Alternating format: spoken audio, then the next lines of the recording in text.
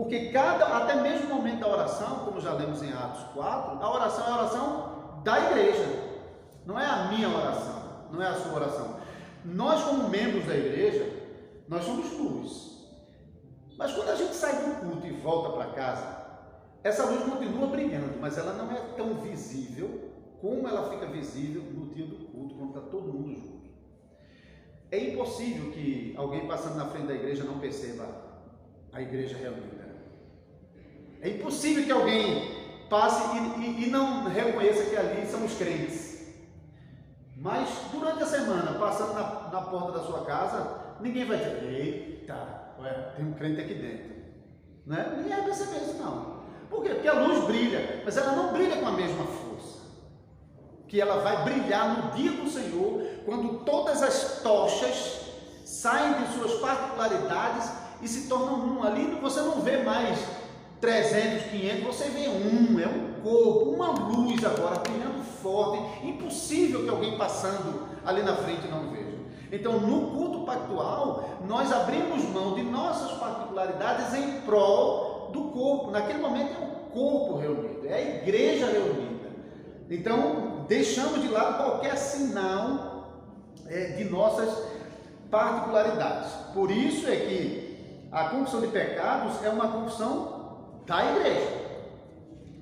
É a igreja confessando os pecados. Nós podemos fazer isso por meio de uma oração. Geralmente eu tenho um salmo aqui que eu vou usar na própria oração. A oração, mesmo sendo extemporânea, mas eu vou estar olhando para o salmo aqui. Com base no salmo de confissão de pecados, eu vou orar. E às vezes a gente canta um salmo também, como parte da confissão. Então eu digo para a igreja: irmãos, vamos nesse momento confessar os nossos pecados cantando junto o Salmo 6, o Salmo 5, o Salmo 32 e o 59, no caso do Renato da gente. Então a igreja confessando os pecados, louvando a Deus, pode ser por meio da oração, pode ser por meio do canto, mas ainda é esse ponto. Então, nem todas as igrejas formadas têm esse ponto. Tá? A confissão de pecados, sim, desculpa. Mas logo em seguida a isso, tem a declaração de perdão. Isso é que não está presente em todas as igrejas reformadas, porque eu vi que Maceió não tinha e Recife anteriormente também não tinha. Mas dentro da tradição reformada, era muito comum a citação de uma passagem bíblica que declarava que Deus ouviu a sua oração e Ele lhe perdoa. Porque você não confessou os seus pecados? Então Deus respondeu a sua oração. E Ele nos promete perdão dos pecados. E naquele momento lemos uma passagem, 1 João 9, Romanos 8:1, Isaías 1:18. São passagens que estão declarando os nossos pecados são perdoados. Se mesmo que seja vermelho como escarlate, se tornarão branco como a neve. Não há nenhuma condenação lá para os que estão em Cristo Jesus. Filhinho, não pequei, mas se pecar, tem um advogado que é Cristo Jesus. Então, uma citação onde a congregação possa ouvir Deus dizendo para ela: seus pecados são perdoados. Isso é parte da nossa liturgia, a declaração de perdão. Depois, então, leitura e texto da pregação. Na tradição reformada é mais comum. Eu sei que tem leitura continuada na tradição presbiteriana, né? Que eu acho que é bom, eu acho que é possível mesmo manter. Aqui eu não faria ressalva nenhuma, não. É só costumes diferentes. E eu acho que é muito bom porque também força a congregação a ler a Bíblia continuadamente. Mas eu espero que isso não substitua a responsabilidade dos membros em casa. Porque nós entendemos que essa responsabilidade é dos membros em casa. Ali nós preferimos usar essa leitura auxiliar para corroborar com o assunto da pregação. Então, normalmente, vou pregar em Provérbios 1:7, eu posso ler uma outra passagem que seja tipo uma aplicação de Provérbios 7, por exemplo, para que a igreja já no começo já perceba a ligação dessa passagem da pregação com essa outra passagem bíblica aqui. Normalmente as leituras bíblicas são assim.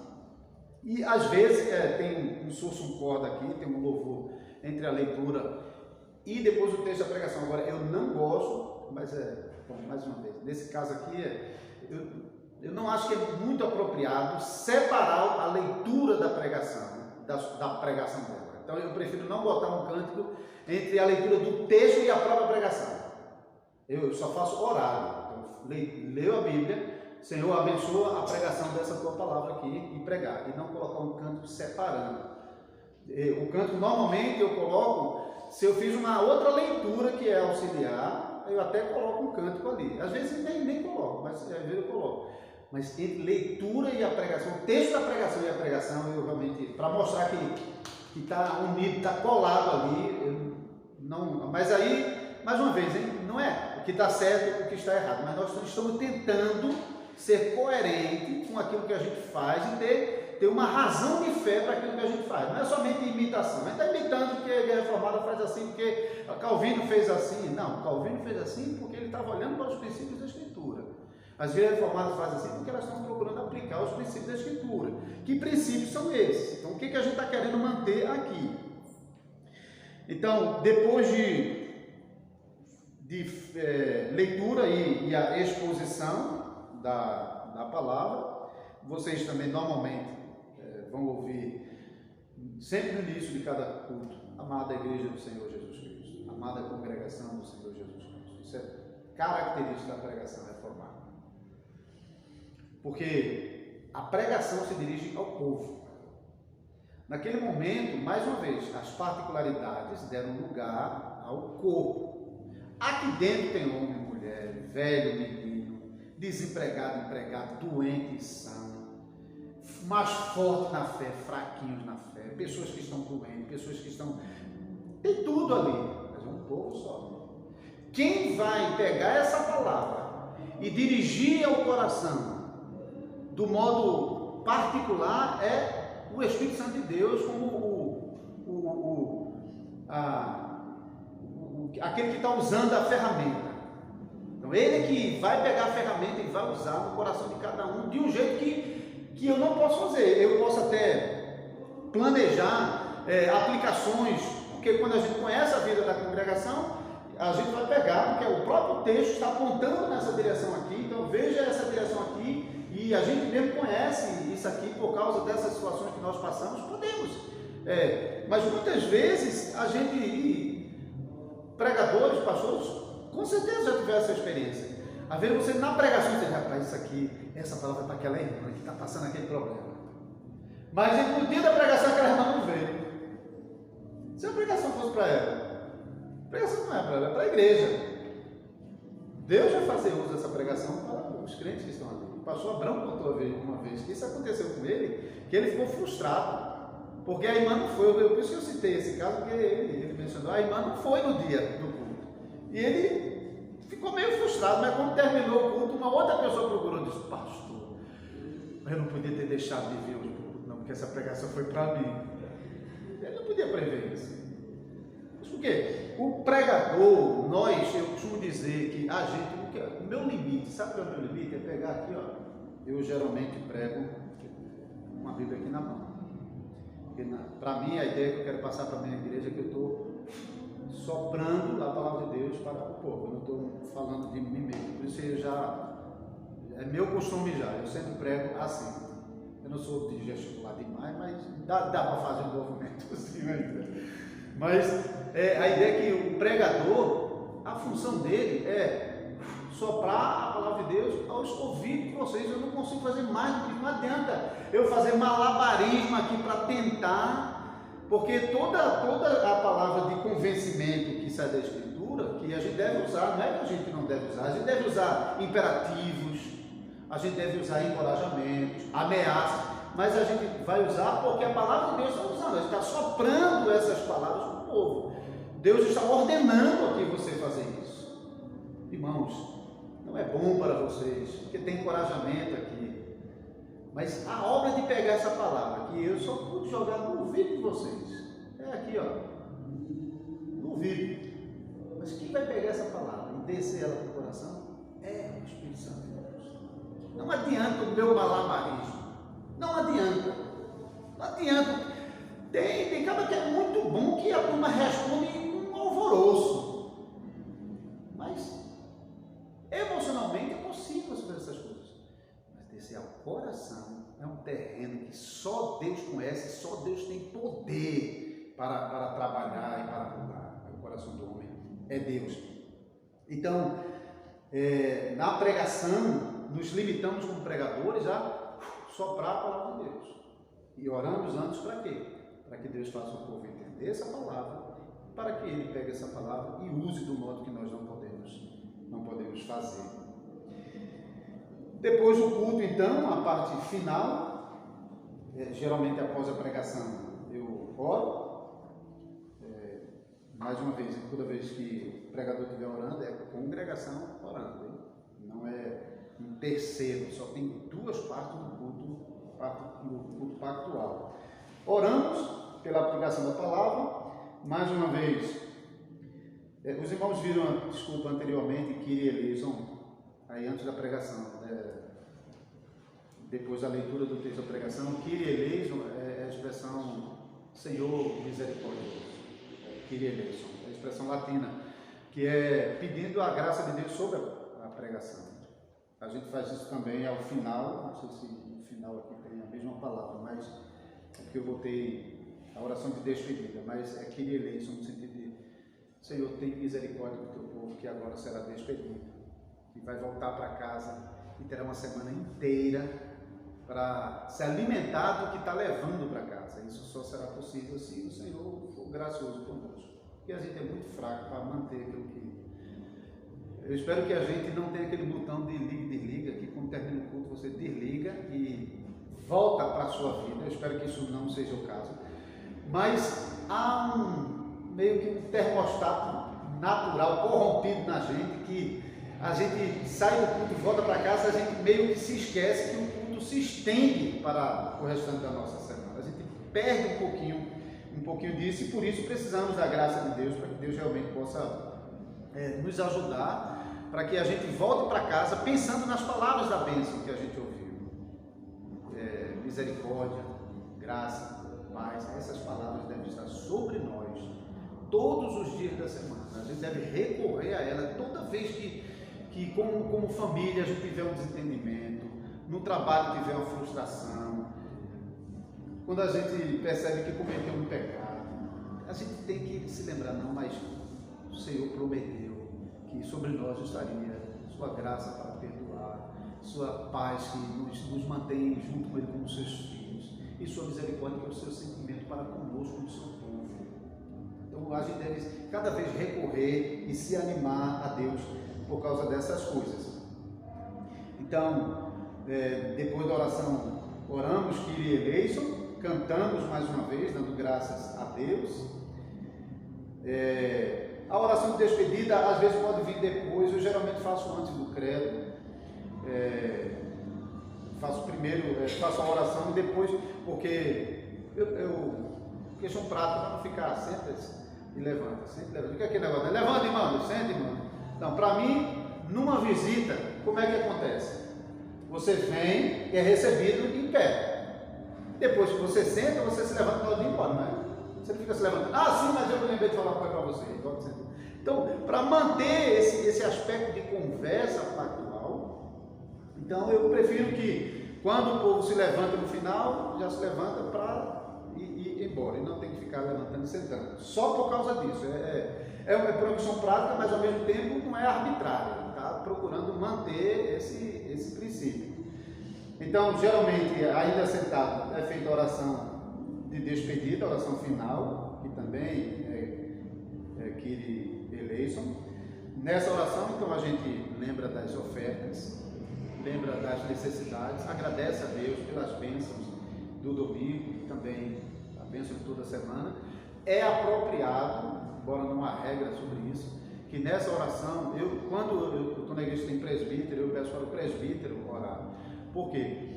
Porque o presbítero, na igreja reformada, o ministro da palavra também é um presbítero junto com ele, mas o ministro da palavra foi separado para o ensino e pregação, mas o presbítero, ele é um homem chamado por Deus e separado pela igreja para realizar o trabalho pastoral. Esse trabalho pastoral próximo de cada membro da congregação é o presbítero. Então, muitas vezes, o presbítero, realizando o seu trabalho, ele sabe de coisas que espero que o pastor também saiba, que participa do conselho, mas é ele que está lidando mais diretamente com aquilo. Eu sei que a gente vem do meio evangélico com aquela ideia de o pastor ser o cabeça, né, da igreja, né? Então a gente fica com aquela coisa, tudo é procurar o pastor, procurar o pastor, procurar o pastor. Mas à medida que a gente vai aprendendo sobre os 3 ofícios na igreja e como Deus usa cada um desses ofícios para realizar o seu trabalho, então o diabo tem o seu trabalho de assistir às necessidades temporais que impedem o crente de servir melhor a Deus. Os presbíteros vão trabalhar o coração do crente para mantê-lo animado em servir a Cristo e corrigir aqueles que estão se afastando do caminho. E o ministro da palavra fará todo esse trabalho por meio do ensino. Então, diáconos e presbíteros vão usar a palavra pregada e vão realizar o seu trabalho com base nela. Mas, assim, falando imediatamente, são os diáconos e os presbíteros que estão lá na congregação, no meio do rebanho, circulando no meio do rebanho, conhecendo o rebanho e visitando o rebanho. Isso é uma marca das igrejas reformadas, é a visitação pastoral, que em boa medida foi substituída pela confissão auricular. Não se lembra que a igreja medieval, a confissão auricular era feita na igreja. Então os membros procuravam o padre para confessar ao padre. Lutero, ele acrescenta a visita pastoral, porque Lutero ia nas casas, mas ele não tinha uma opinião contra a confissão auricular, ele não era contra, ele não tirou, mas Calvino tirou. Calvino disse, não é aqui o lugar onde isso deve acontecer, o lugar onde isso deve acontecer é na casa dos membros. O pastor, ele não deve esperar que o membro venha até ele, mas ele deve ir a casa dos membros para conhecer a vida dos membros e para ajudar esses membros, para avaliar esses membros, para encorajar esses membros. Então o que Calvino fez foi: tira o confessionário e envia os pastores para a casa dos membros. Você já ouviu falar sobre Richard Baxter? Richard Baxter, ele ficou conhecido, não sei como aquele camarada conseguia, mas ele visitava todas as casas da vila onde ele era o pastor. Então, esses camaradas tinham muito mais capacidade do que a gente tem hoje, é incrível. Talvez não fosse tão bem feito como a gente imagina que fosse, mas o ponto é que ele assumiu esse compromisso e ia. Nós entendemos que isso é mais apropriado aos presbíteros. E, a gente tira isso de Atos capítulo 20, quando Paulo manda chamar os presbíteros de Éfeso e diz aos presbíteros de Éfeso que ele não deixou de testemunhar de todos os desígnios de Deus, seja publicamente, seja de casa em casa. Então, ao mesmo tempo que Paulo está reivindicando esse procedimento dele entre os efésios, ele está ensinando aos presbíteros, porque são os presbíteros que estão ali ouvindo isso, que é parte do trabalho deles, que deve realizar o trabalho não somente publicamente, mas de casa em casa. Então a igreja não deve somente ouvir o ensino, mas deve também ouvi-lo dentro da sua própria casa, por meio do acompanhamento pastoral que os presbíteros devem fazer. Então, nesse ponto aqui, eu acho que é mais apropriado, embora não vi nenhuma regra, nem na tradição reformada, de que só os presbíteros que faziam. Alguns até vão dizer que não é, porque o nosso regimento fala sobre a invocação, está lá no artigo 13 do regimento das RBs, como dever do ministro. Então, de fato, não é dever do presbítero a invocação do culto, não, é do ministro, e eu reconheço isso com base no regimento. Mas, como os presbíteros são supervisores do culto, para mim, ele que passou a semana tendo contato com os membros, nessa oração, ele pode realmente levantar a Deus uma oração e apresentar essas situações que eu, tecnicamente, no meu caso lá não, porque sou eu que faço isso, mas em uma situação regular, o pastor estava no escritório, fez talvez uma visita, mas os presbíteros fizeram muito mais. Então eles podem realmente, isso não significa que ele vai expor os casos na oração, claro que não. Presbíteros aprendem que eles devem manter a privacidade de tudo que é base do seu trabalho. Todo o nosso trabalho é feito debaixo de sigilo. Isso é um compromisso que oficiais realmente devem manter, nem com a esposa, nem em casa, nem com ninguém. O trabalho realizado nas casas é um trabalho privado. Quando ele violar essa regra, ele perde a confiança da congregação e a congregação perde a confiança no conselho. E o trabalho fica destruído, comprometido. Esse conselho não vai conseguir pastorear bem essa igreja, não.